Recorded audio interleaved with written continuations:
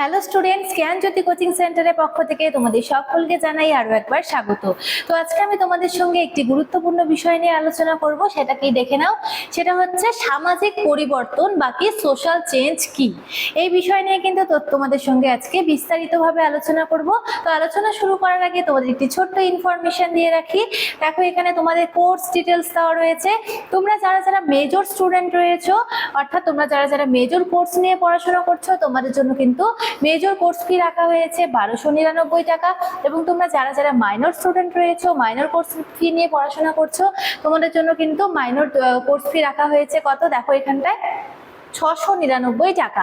এর মাধ্যমে কিন্তু তোমরা অনেক রকম সুযোগ সুবিধা পেয়ে যাচ্ছ। কি কি পাচ্ছ? হাই কোয়ালিটি নোটস পাচ্ছ, প্রপার গাইডেন্স পাচ্ছ, রেকর্ডেড ক্লাসেস পাচ্ছ, যেটা সবচেয়ে গুরুত্বপূর্ণ 100% কমন সাজেশনস কিন্তু আমাদের এখান থেকে তোমরা পেয়ে যাচ্ছ।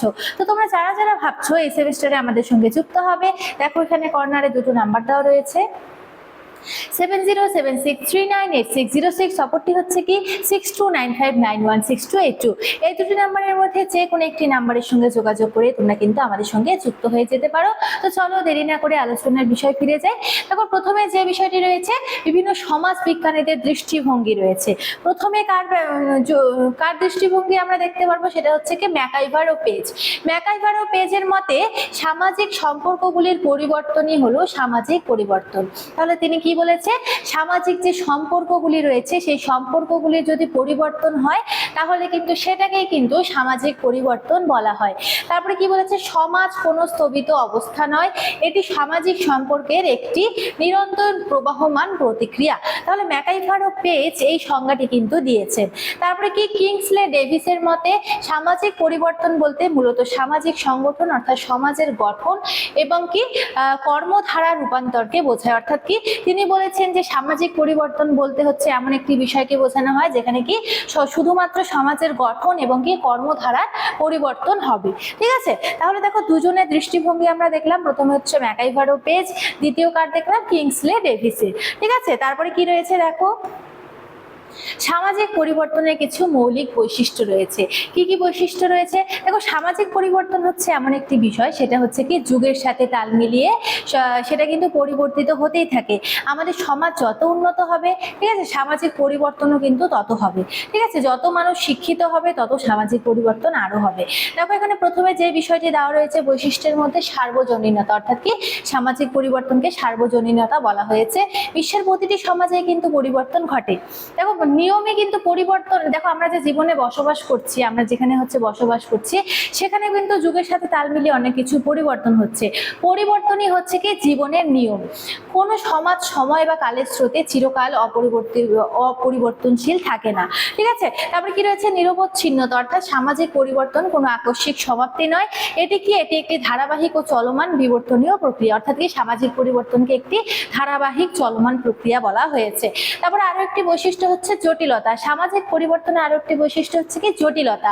একটি ক্ষেত্রের পরিবর্তন অন্য ক্ষেত্রের প্রভাব ফেলে, যেমনটি প্রযুক্তিগত উন্নতি বৈবাহিক ও পারিবারিক সম্পর্কে কিন্তু বিভিন্ন পরিবর্তন আনে। অর্থাৎ কি সামাজিক পরিবর্তনে কিন্তু বিভিন্ন ক্ষেত্রে কিন্তু সমস্যাও রয়েছে। একদিকে পরিবর্তন ঘটালে আরো একদিকে পরিবর্তন ঘটাতে হবে, সেক্ষেত্রে কিন্তু সমস্ত দিক কিন্তু বিচার বিবেচনা করে পরিবর্তন করা উচিত। তারপরে কি রয়েছে, এই যে সামাজিক পরিবর্তন, এই পরিবর্তনে কিছু প্রকারভেদ দেওয়া রয়েছে। প্রথমে হচ্ছে কি সমাজ বিজ্ঞানীদের মতে সামাজিক পরিবর্তন প্রধানত তিনটি ধারায় সংগঠিত হয়। তাহলে কি তিনটি ভাগে ভাগ করেছে সমাজ বিজ্ঞানীগণ। কোন কোন বিষয় দেখো, বিবর্তনীয় পরিবর্তন, বিপ্লবী পরিবর্তন এবং কি পরিকল্পিত পরিবর্তন। বিবর্তনীয় পরিবর্তনে কি আছে, ধীর ও স্বাভাবিক গতিতে দীর্ঘ সময় ধরে কিন্তু এই বিষয়টি গড়ে ওঠে। দ্বিতীয় কি রয়েছে, বিপ্লবী পরিবর্তন, অর্থাৎ হঠাৎ ও দ্রুত গতিতে সমাজ কাঠামো বদলে দেয়। অর্থাৎ কি দ্রুত গতিতে যদি সামাজিক কাঠামো বদলে দেয় তখন কিন্তু তাকে বিপ্লবী পরিবর্তন অর্থাৎ বৈপ্লবিক পরিবর্তন বলা হয়।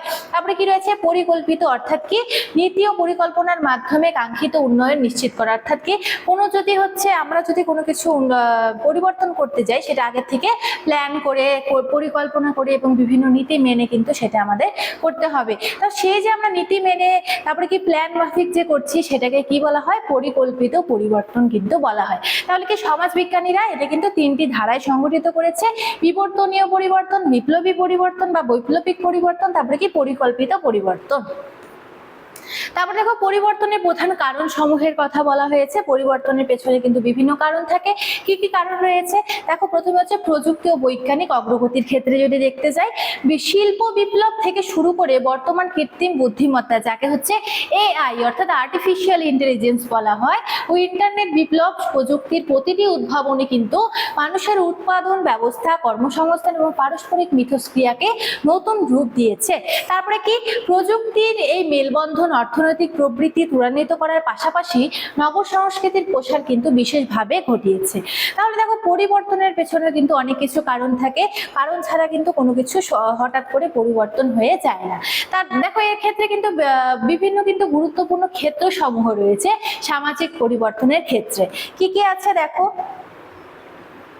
শিক্ষা ও তথ্য প্রযুক্তির দিক থেকে যদি দেখতে যাই, তাহলে জ্ঞান চর্চা ও অনলাইন শিক্ষা ব্যবস্থার প্রসারে কিন্তু সমাজ চেতনা বহু গুণ কিন্তু বৃদ্ধি পাচ্ছে, সমাজ কিন্তু আরো সচেতন হচ্ছে। ঠিক আছে, তারপরে কি, নগরায়ন ও শিল্পায়ন, গ্রামীণ জীবনে ঐতিহ্য বদলে শহর কেন্দ্রিক অর্থনৈতিক জীবনধারা গড়ে উঠছে কিন্তু শিক্ষা ব্যবস্থায়। ঠিক আছে, তারপরে কি, নগরায়ন ও শিল্পায়ন যে পদ্ধতি, এই সমস্ত কিছুর কিন্তু পরিবর্তন হচ্ছে, উন্নতি ঘটছে। নারীর ক্ষমতায়ন অর্থাৎ শিক্ষা ও কর্মক্ষেত্রে নারীদের অংশগ্রহণ সামাজিক লিঙ্গ বৈষম্য দূর করছে। অর্থাৎ নারীরা যে বর্তমান সময়ে যে শিক্ষায় অংশগ্রহণ করছে, এর ফলে কিন্তু কি হচ্ছে, বিভিন্ন শিক্ষা ক্ষেত্রে কিন্তু তারা কিন্তু সুযোগ পাচ্ছে, তার পাশাপাশি যে একটি লিঙ্গগত বৈষম্য থাকে সেটাও কিন্তু দূর হচ্ছে। তারপর দেখো কি, পরিবর্তনের বাস্তব প্রভাব আধুনিক সমাজের রূপান্তরের ক্ষেত্রে যদি আমরা দেখতে যাই, তাহলে হচ্ছে দেখো গত 2 দশকে তথ্য প্রযুক্তির প্রসারে ফলে কিন্তু বৈশ্বিক যোগাযোগের ক্ষেত্রে এক অভূতপূর্ণ পরিবর্তন এসেছে। অর্থাৎ কি, গত যে 2 শতক, এই 2 শতকে কিন্তু তথ্য প্রযুক্তি যে বিষয়টি রয়েছে, এর প্রসারের ফলে কিন্তু বৈশ্বিক অর্থাৎ সারা বিশ্বের কিন্তু যোগাযোগের ক্ষেত্রে এক অভূতপূর্ণ পরিবর্তন এসেছে এবং কি নতুন নতুন কিন্তু বিষয় আমরা জানতে পারছি। শিক্ষা, অর্থায়ন এবং সরকারি সেবায়, তারপরে কি, সর্বসাধারণের প্রবেশাধিকার নিশ্চিত হওয়ার মাধ্যমে সনাতন সমাজ অর্থাৎ কি সনাতন সমাজ কিন্তু কাঠামোর বৈপ্লবিক সংগঠন ঘটেছে। তাহলে দেখো পরিবর্তনে কিন্তু বিভিন্ন বিষয় রয়েছে। সামাজিক পরিবর্তন কি কিন্তু হওয়া উচিত, কিন্তু প্ল্যান মাফিক হওয়া উচিত এবং আরো উন্নত হওয়া উচিত। তারপরে কি রয়েছে, পরিবর্তনের প্রধান বাধা সমূহ। সামাজিক পরিবর্তনের ক্ষেত্রে কিন্তু অনেক রকমের বাধা আসে, সেই বাধাগুলি কি কি রয়েছে দেখো, এখানে কিন্তু পয়েন্ট সহ তোমাদের সঙ্গে আলোচনা করব। প্রথমে আছে হচ্ছে কুসংস্কার এবং অন্ধবিশ্বাস।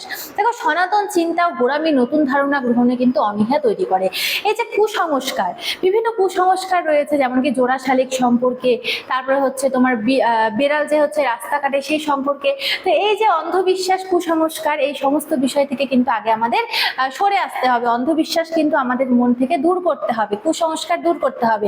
এই যে সনাতন ধর্ম, আমাদের সনাতন ধর্মে কিন্তু এই সমস্ত কিছুকে মানা হয়, তাই বলা হয়েছে সনাতন ধর্ম কিন্তু এই নতুন ধারণা গ্রহণে অনীহা সৃষ্টি করে বা বাধা সৃষ্টি করে।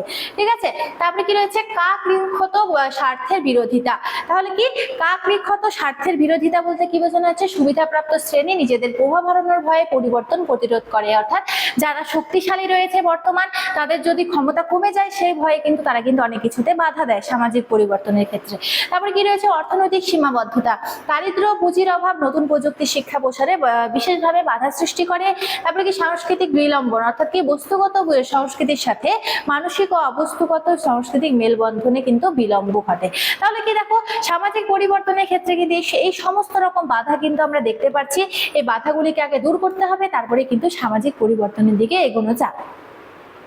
তারপরে কি রয়েছে, সমাজতাত্ত্বিক মতবাদ। দেখো এখানে কিন্তু সমাজতাত্ত্বিক সারসংক্ষেপ হিসেবে দেওয়া রয়েছে, সংক্ষিপ্ত আকারে দেওয়া রয়েছে, কিন্তু যে কথাটি দেওয়া রয়েছে সেই কথাটি কিন্তু খুব মূল্যবান। দেখো এখানে কি আছে, পরিবর্তন হলো প্রকৃতির চিরন্তন নিয়ম, আর সমাজ হলো জীবনের এক গতিশীল ধারাবাহিক প্রবাহ। অর্থাৎ কি, পরিবর্তন, এই যে পরিবর্তন শব্দটি, এটা কিন্তু সমস্ত বিষয়ের সাথেই হয়ে থাকে, সমস্ত বস্তুর সাথেই হয়ে থাকে। পরিবর্তনই হচ্ছে প্রকৃতির চিরন্তন নিয়ম। অর্থাৎ জীবনে যখন আমরা হচ্ছে কোনো কিছু করতে যাব, তখন কিন্তু আমাদের কাঙ্ক্ষিত অর্থকে ছোট্ট কিছু হলেও কিন্তু আমাদের পরিবর্তন হয়। পরিবর্তনে কিন্তু জীবনের মূল নিয়ম।